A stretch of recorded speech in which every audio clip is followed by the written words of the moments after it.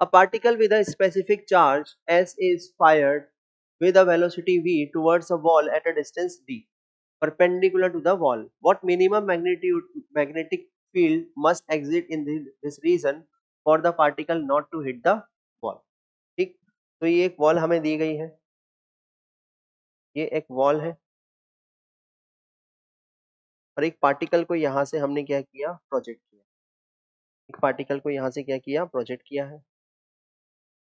ये एक पार्टिकल है जिसका मास मान लेते हैं m और चार्ज कितना है, q। ठीक, और यहाँ पर चार्ज, स्पेसिफिक चार्ज दिया हुआ है, यानी कि हमें दिया हुआ है q divided by m is equal to s। ठीक, तो q इसका हमने चार्ज लिया, m मास लिया।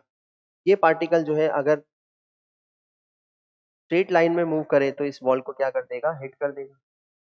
स्ट्रेट लाइन में अगर मूव करे तो इस वॉल को क्या कर देगा, हिट कर देगा। ठीक, लेकिन अगर ये पार्टिकल यहाँ से वॉल तक जाते जाते क्या हो जाए, कर्व पाथ पर चला जाए, तो ये इस वॉल को हिट नहीं करेगा। और कर्व पाथ पर कब जाएगा, जब ये अपने पाथ से डिफ्लेक्ट होगा, मतलब यहाँ मैग्नेटिक फील्ड होगा, मैग्नेटिक फील्ड इसके ऊपर फोर्स अप्लाई करेगा। तो मैग्नेटिक फील्ड किधर है इस रीजन में, इनटू द एज बी। ठीक, तो ये है V vector cross B vector, force लगेगा इस तरफ और ये पार्टिकल जो है कर्व पाथ पर चलता हुआ आगे बढ़ेगा।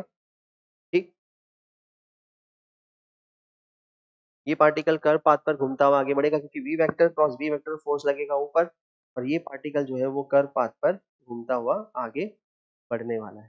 ठीक, ये इस तरीके से कर्व पाथ पर आगे घूमेगा।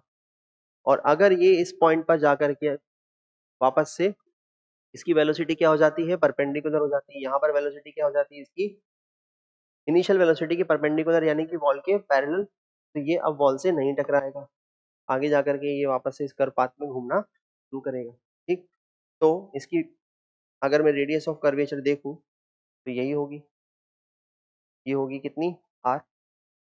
ठीक, यानी कि इन पार्टिकल को जहां से प्रोजेक्ट किया गया था और इस वॉल की डिस्टेंस कितनी है, यहाँ पर दिखाई गई है हमें स्मॉल d, तो r भी किसके बराबर हो जाएगा, d के बराबर हो जाएगा।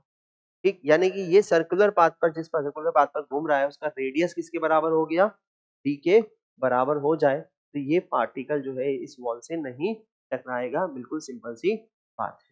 तो हम लोग लिख सकते हैं कि R is equal to m v divided by q v. ठीक, तो R की जगह क्या लिख सकता हूं मैं, D is equal to q divided by m की वैल्यू क्या दी गई है, S, यानी कि V डिवाइडेड बाय S।